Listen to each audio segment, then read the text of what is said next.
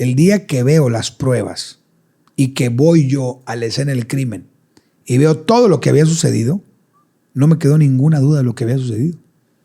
El único responsable de los homicidios de los niños y del ataque a Erika se llama Diego Santoy Rivera. Casos mediáticos. Ese caso que conmovió a la ciudad fue un trancazo y sé que es un tema muy fuerte, pero es un tema que si te invito y no lo platicamos van a decir, no le platicaste, no le preguntaste. ¿Cómo llegas tú al caso de Diego Santoy y los niños Peñacos? Fíjate que, ¿quieres que te platique la verdad? Sí. Que muy probablemente nadie la sabe. Nadie la sabe.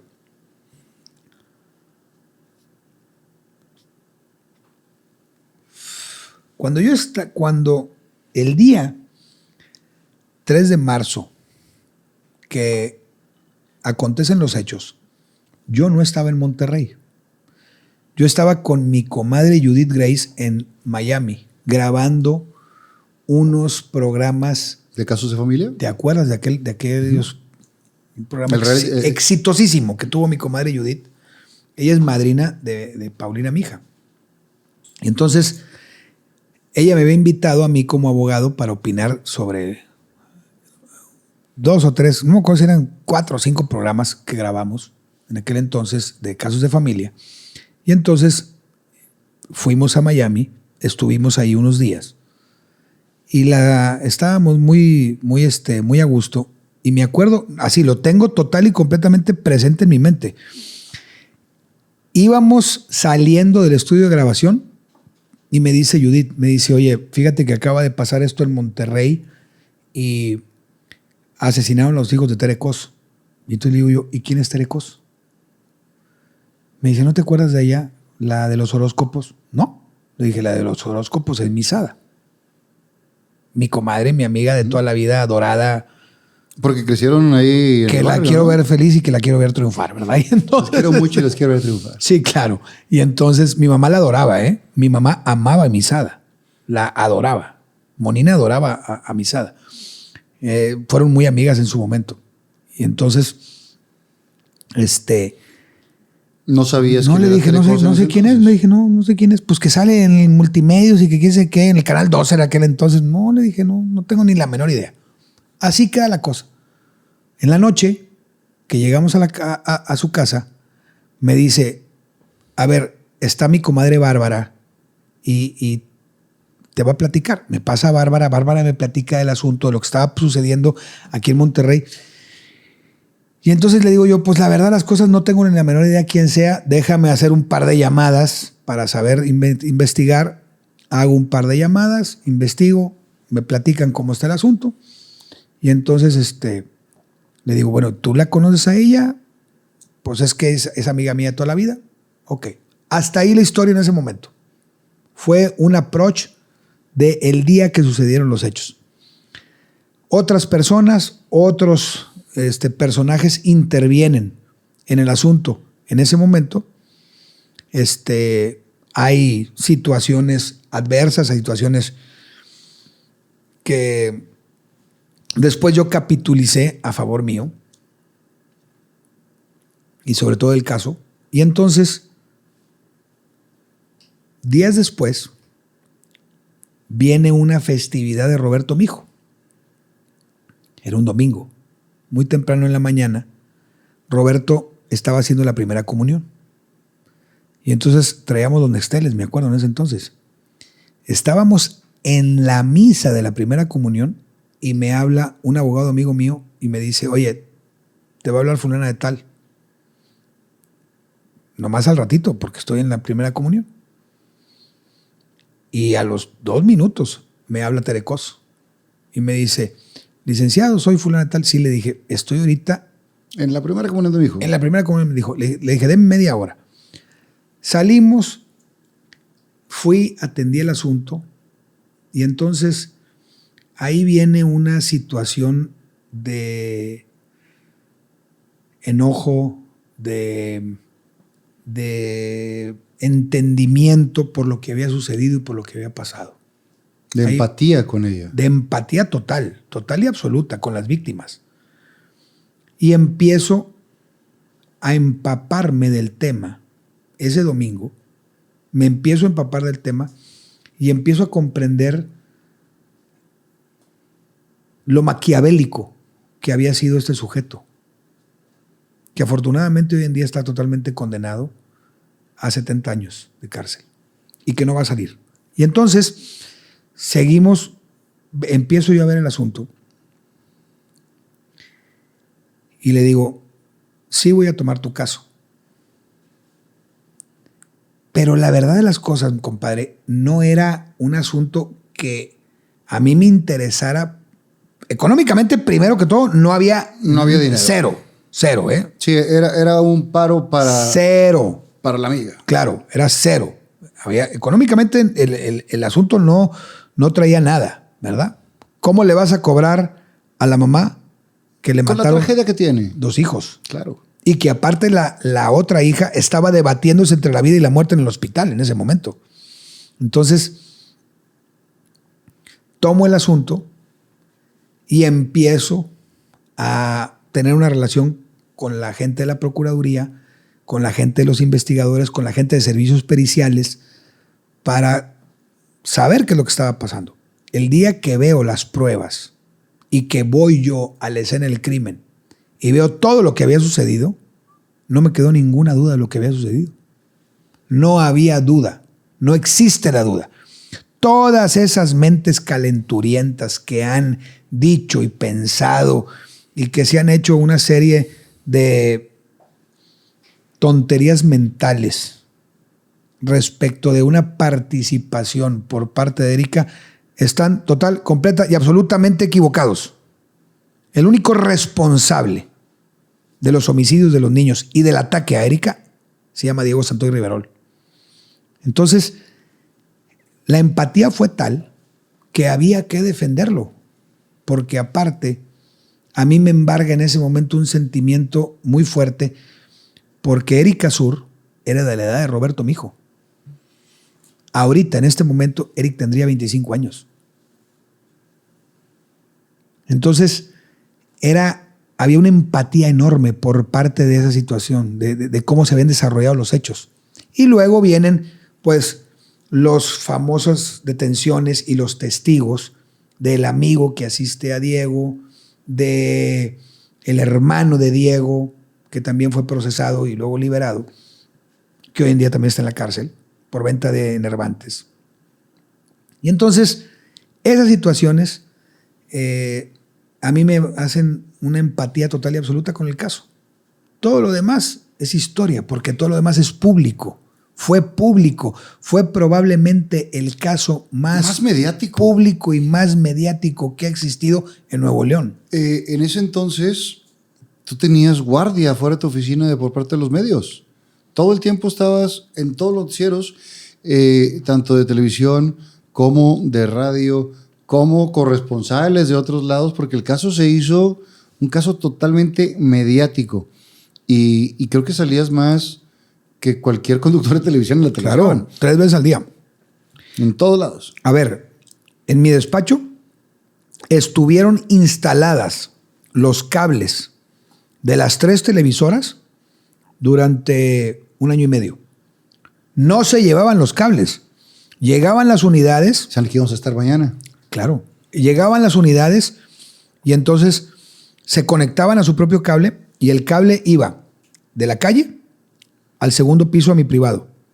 Y entonces ya había tripiés instalados. Estuvieron los tripiés instalados como 8 o 10 meses.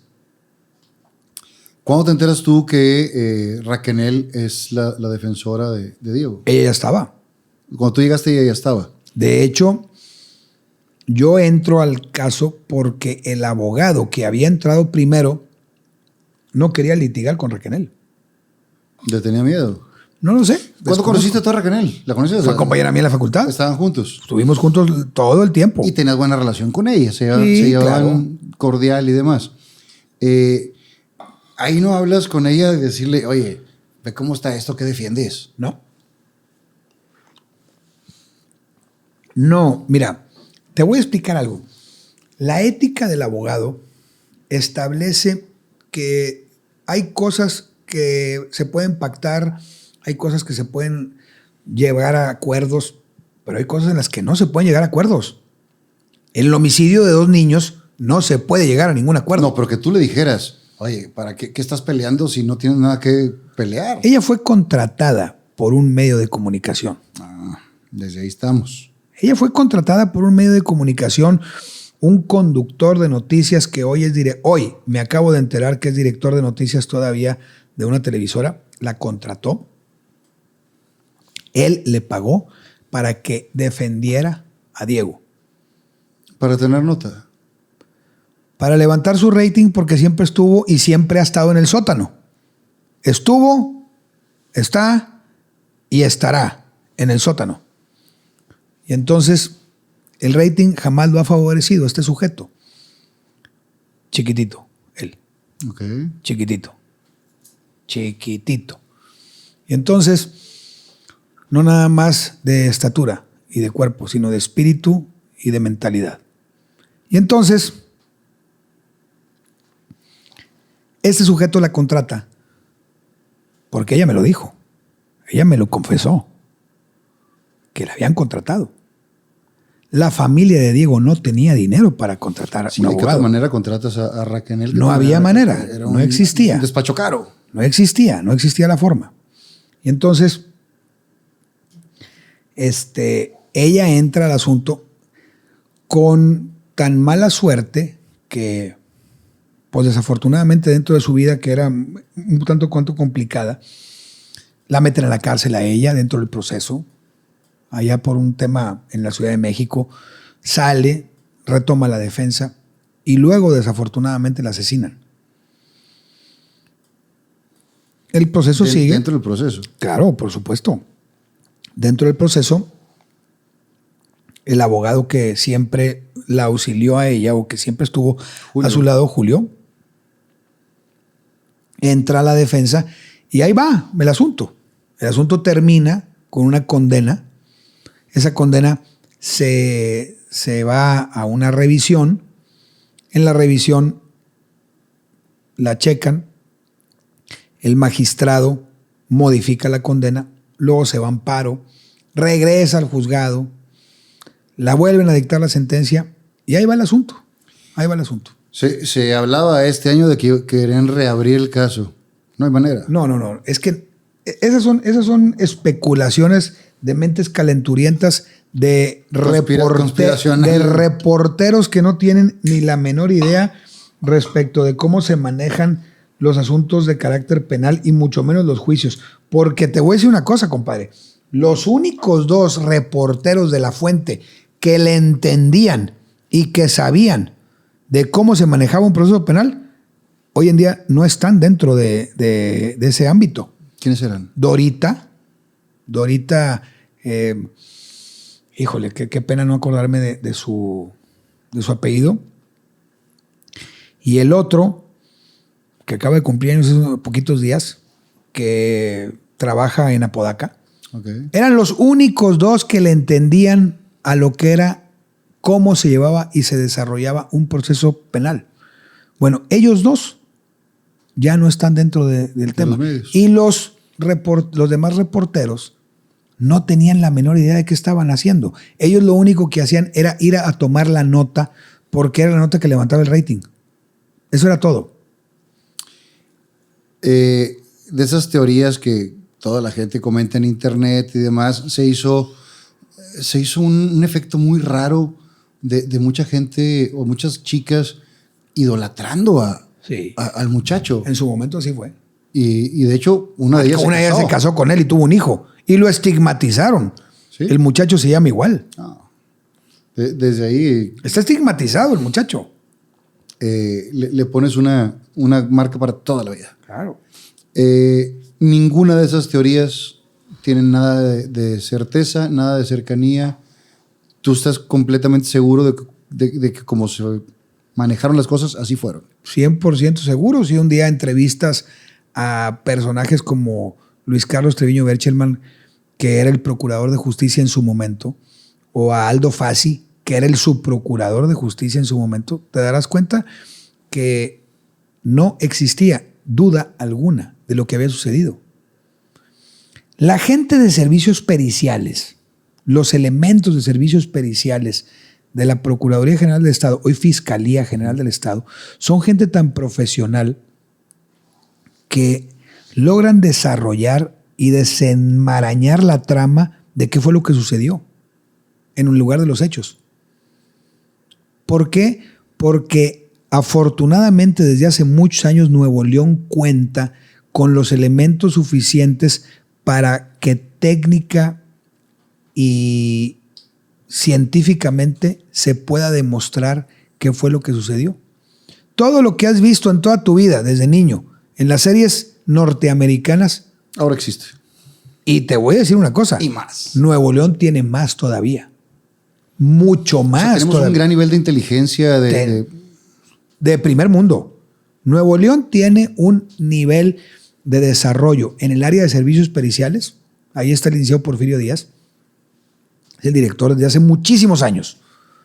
Él es un hombre total y completamente entregado a su trabajo. El grupo de los peritos y todos los recolectores de evidencias de la AEI son maravillosos, porque es gente muy profesional, es gente muy entregada, gente que está total y completamente dispuesta a que su trabajo sea llevado a que científicamente y en forma muy profesional demuestre qué fue lo que sucedió en un lugar de los hechos. Pero el muchacho nunca ha aceptado.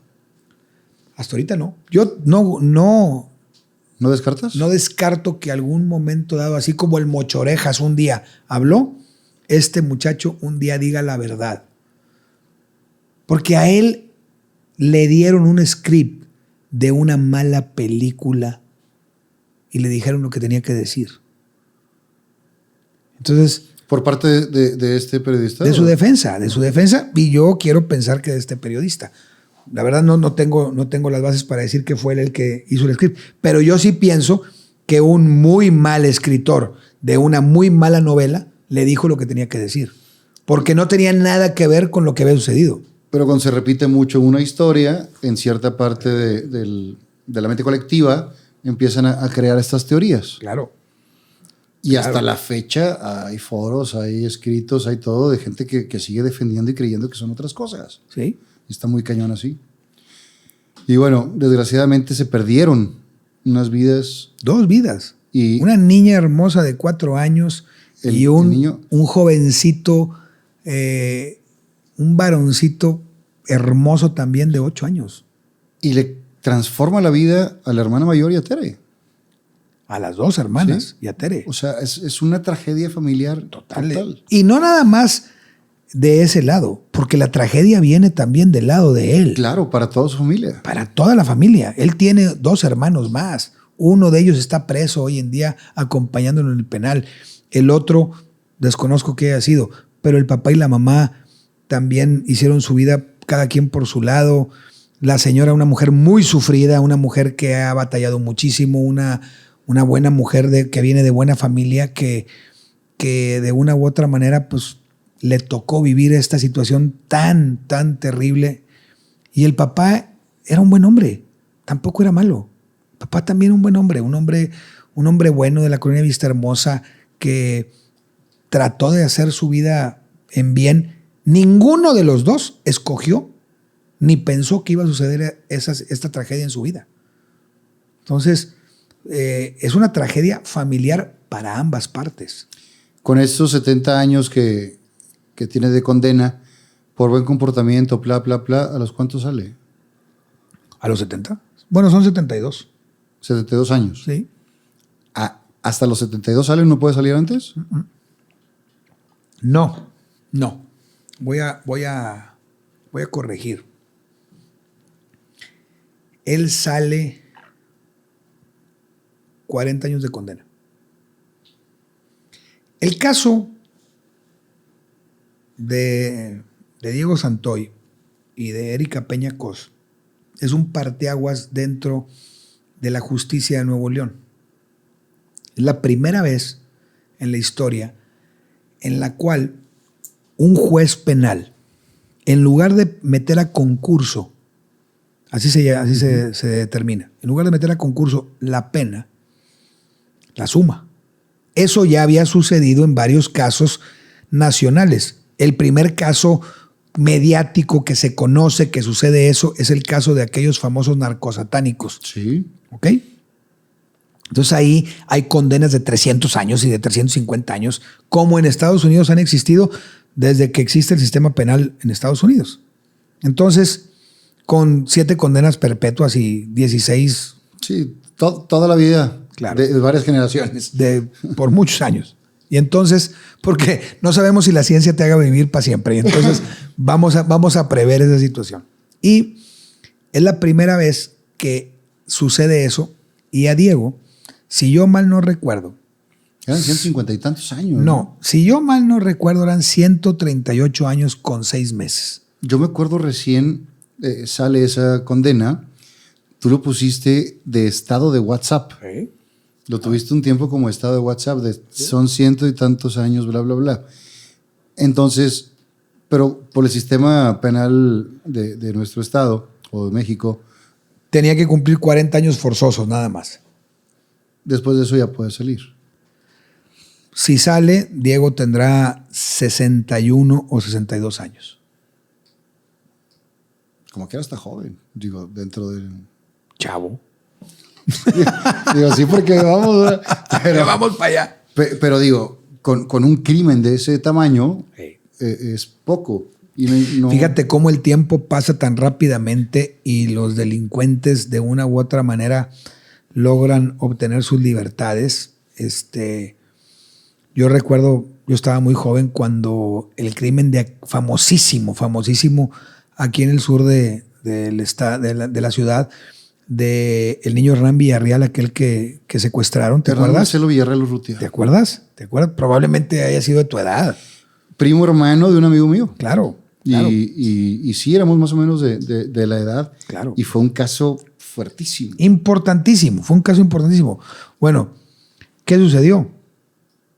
Que el tiempo pasó y los autores cumplieron su condena y salieron en libertad.